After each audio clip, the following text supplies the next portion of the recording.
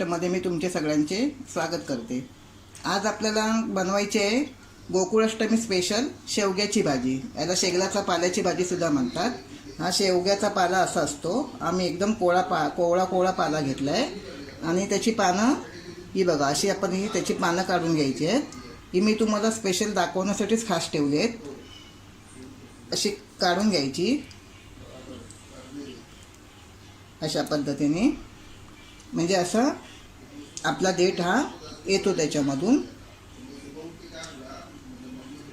हां, ही अशी हे बघा असा आपण हा पाला काढून घ्यायचा। एकदम कोवळा पाला आहे। आणि नंतर मग आपण काय करायचं, याला ही भाजी इतर पालेभाज्या आपण पहिल्या धुतो आणि नंतर चिरतो, पण ही भाजी काय करायची आपल्याला अगोदर चिरून घ्यायची आहे आणि नंतर तिला आपण धुवायची आहे। जशी मी ही अगोदर चिरून घेतली आहे आणि नंतर ही छानपैकी अशी धुवून चाळणीमध्ये एका नितळत ठेवली आहे। ही भाजी अगदी चविष्ट असते आणि आपल्या शरीरासाठी खूप पौष्टिक असते। चला तर आता आपण ही भाजी कशी करायची ते बघूया। सर्वप्रथम आपण थोडंसं तेल घेऊया। या भाजीला ना तेल आणि ओलं खोबरं हे भरपूर लागतं, तरच त्या भाजीला आपली छान चव येते।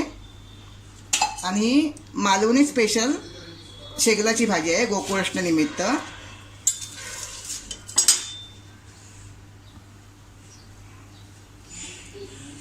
तेल तापल्यानंतर आपल्याला मिरच्या टाकायच्या आहेत। काही लोक यात फोडणीला लसूण सुद्धा टाकतात, पण मी लसूणचा वापर करीत नाही आहे, कारण मला ही गोकुळाष्टमीच्या उपवासाला भाजी वापरायची आहे। हे मी 2 मोठे कांदे चिरून घेतले आहेत।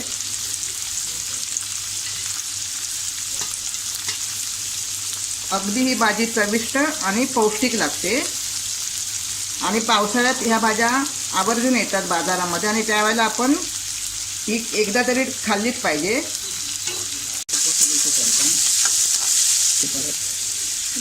सगळं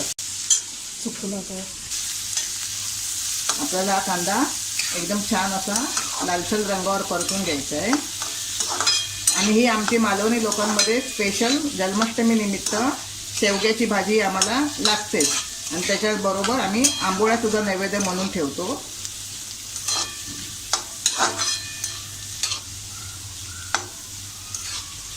आणि त्याच जोडीला काळ्या वाटाण्याचा सांबार। आता आपण हा कांदा असा छान लाल रंग येईपर्यंत असा परतून घेऊया। हा बघा आता आपला कांदा छान असा लाल रंगावर परतून झाला आहे। आता आपण याच्यामध्ये आपली शेगलाची भाजी जी चिरून घेतली आहे ती टाकूया। ही भाजी आपल्याला साफ करायला खूप वेळ लागतो, कारण आपल्याला ह्या भाजीचा एक एक पान वेगळं करायचं असतं, शोधून घ्यायचं असतं, पण अगदी शिजायलाही झटपट आणि खायलाही अगदी चविष्ट लागते। हे सुद्धा आपण छान अशी व्यवस्थित अशी मिक्स करून घेऊया।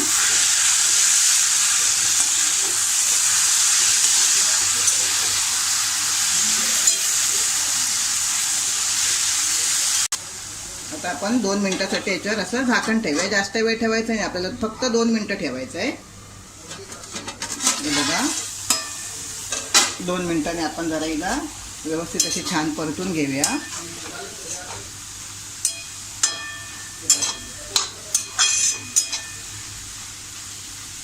आता यात आपण चवीनुसार मीठ टाकूया।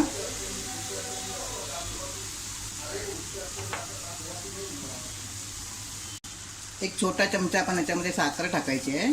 काही लोक साखर टाकत नाहीत, पण मी या भाजीमध्ये साखर टाकते, कारण साखरेने त्याची चव अजूनच छान लागते। हे सुद्धा आपण व्यवस्थित असं परतूया। ही भाजी आपल्याला आता दिसताना आपल्याला भरपूर पाला दिसतो त्याचा, पण ज्या वेळेला ती शिजते तर ती भाजी आपल्याला ही अशी थोडीशीच दिसते, कारण ही भाजी पटकन आळते। आपल्याला ही भाजी पूर्ण फास्ट गॅसवरच करायची आहे, कारण कसं याच्यातलं पाणी आपलं सुकून गेलं पाहिजे, आळलं पाहिजे पाणी पूर्णपणे, कारण ही भाजी आपल्याला सुकी ड्राय करायची आहे। जसे आपण मेथीच्या भाज्या सुक्या करतो तशा पद्धतीने आपल्याला या पालेभाजीसारखीच ही भाजी बनवायची आहे। बघा आता आपली भाजी सुंदरपैकी एकदम सुकली आहे। आता आपण यात खोबरं टाकूया। हे ओलं खोबरं टाकायचं आपल्याला. या भाजीला ओलं खोबरं आणि तेल हे थोडं जास्त प्रमाणातच लागतं, तरच ही भाजी खूप चविष्ट लागते.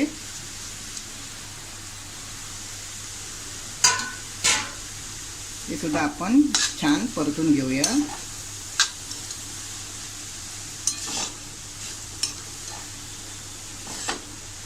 आता ही भाजी आपली खाण्यासाठी तयार आहे. त्यापूर्वी मी तुम्हाला आता ही सर्विंग बॉलमध्ये काढून दाखवते. त्यापूर्वी जर तुम्ही माझं चॅनल सबस्क्राईब केलं नसेल तर माझं चॅनल सबस्क्राईब करा.